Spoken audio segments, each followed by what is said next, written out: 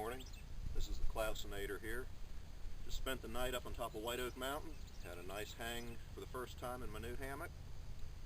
Woke up this morning to some fog and a good bit of breeze, but no rain, thankfully. The sun's finally starting to cut through.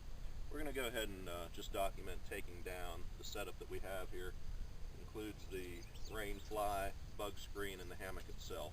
Alright, I'm going to go ahead and get busy.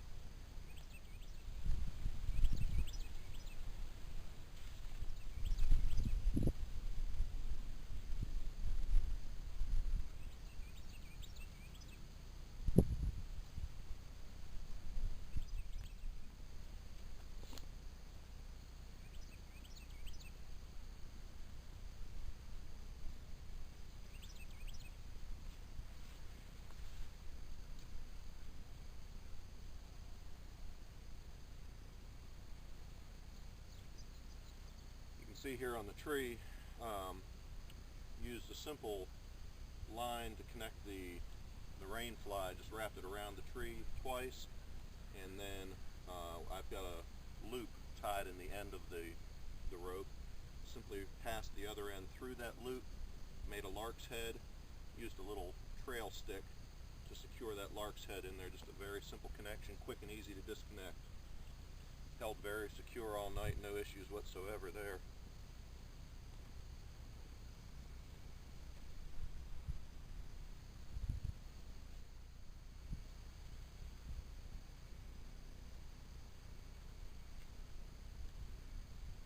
And we are using crescent knots or to maintain tension on the rain fly.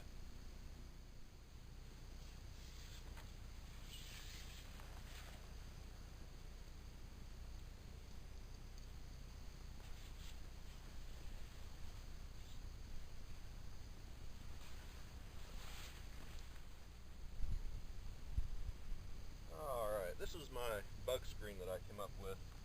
Just a very simple setup, really. It has an integrated ridge line. It's a semi-structural ridge line.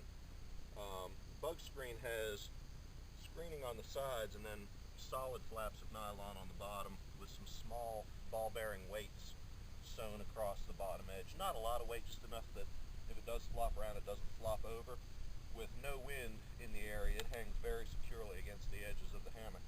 And being as it's not attached or velcroed or anything like that, you can simply flip it over to have easy access to the hammock itself. When you're in, you just flip it back and you're good to go.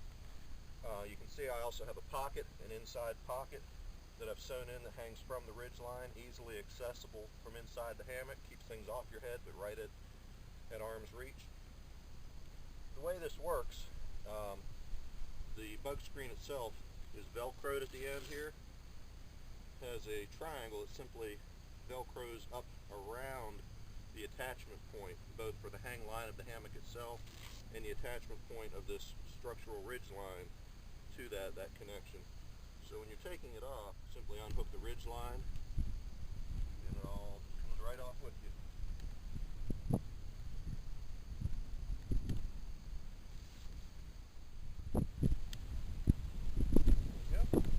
And that is the bug screen. What we've got left is a perfectly nice hammock. This is a double layer. It's camo on the outside. I've used sort of a silvery or gray material, I guess you'd call it, on the inside. I've got access points left in the edges, about a 20-inch access at this end. Same on the opposite on the other end if you needed to slip a pad in or put any kind of insulation between the layers. It's very comfortable.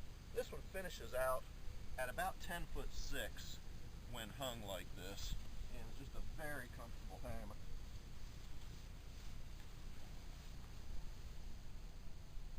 Very nice, very comfortable.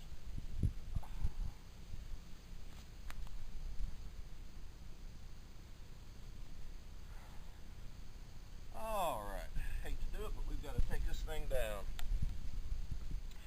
My ends, since I don't have my am steel in hand yet, I've simply used some hollow braided poly rope.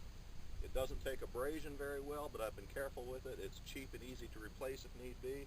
Also, it's very easy to splice. Basically, I've made a whoopee sling or equivalent of a whoopee sling, that's fully adjustable at either end. Just that simple. Lots of adjustment there, and it holds very securely. I've had no trouble whatsoever with this setup so far. The tree straps we're using are 1-inch heavy-duty webbing, polyester, I believe. They're camoed, and were actually taken from a tie-down, ratchet-down system for a pickup truck. These are brand new, were never used in that application. Duty rating of 400 pounds, load limit of 1,200 as specified. They are about 4 feet long, sewn in loops on each end, and we're using a link, a threaded link I would call it, to make a positive attachment point without any stress. Not as quick as a carabiner. When I get some rated beaners, I'll use them instead, but for now this is what we're doing. Work very well.